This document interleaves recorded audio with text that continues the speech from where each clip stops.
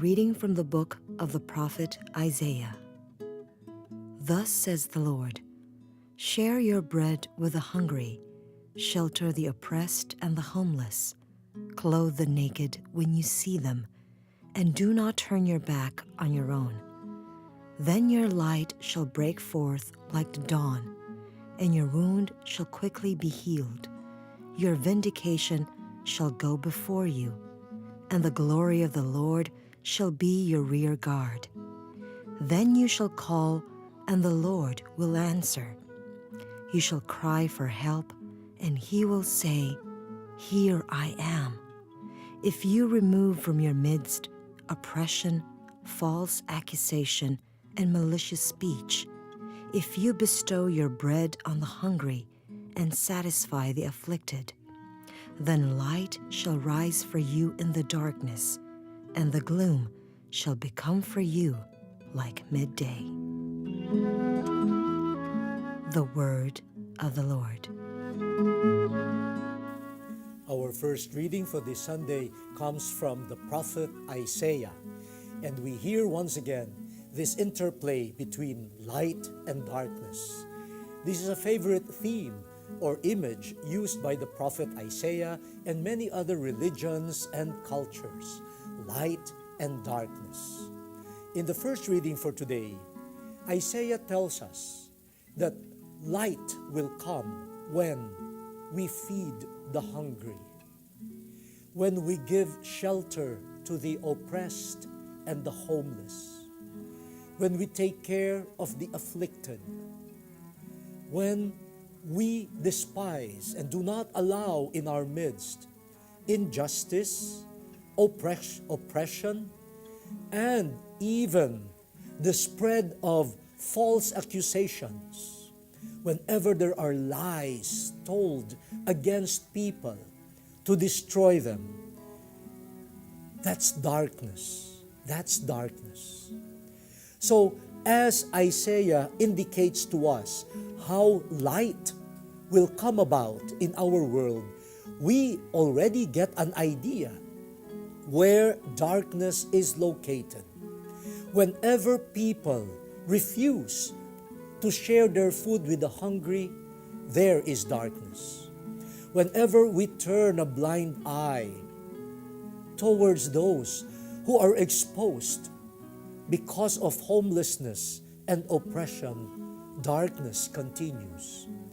Whenever we are deaf to the cry of the afflicted, that's darkness. And so the opposite brings about light, caring, loving.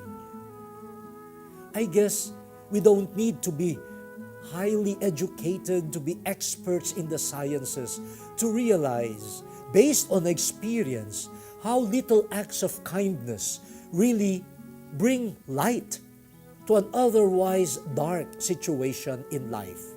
I'm inviting all of you, our viewers, our listeners, to recall at least one situation where in seeming darkness, you or somebody else did something good.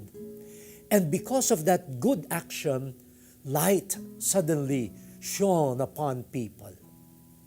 Now, this is a universal experience. We don't need to be people of faith to realize that human life becomes a little easier to bear. And then light breaks before people's eyes or situations whenever there is goodness. But Isaiah also reminds us that this light brought about by people who care for others, people who live upright lives, this light is not their own light. This light is really a witness to the glory of God. The God who is with people, enabling them to do good things. So, there is an added dimension or perspective to the light brought about by good works. The good works in themselves already bring about joy to people.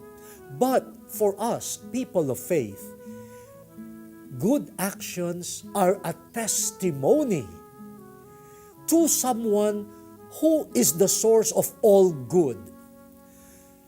Whenever I feed a hungry person, I am testifying to a God who cares for the hungry ones. Whenever I fight oppression and injustice, I am giving testimony to the God of justice. When I give shelter to the oppressed and the homeless, I am a witness to the God who provides protection to those who are exposed not only to the elements, but to inhuman situations. Dear brothers and sisters, good actions that bring light to the world, they actually are the most powerful witness to the God of love and light. So we are not only doing good actions, we are really testifying to the one who is the source of all good, the God who is love.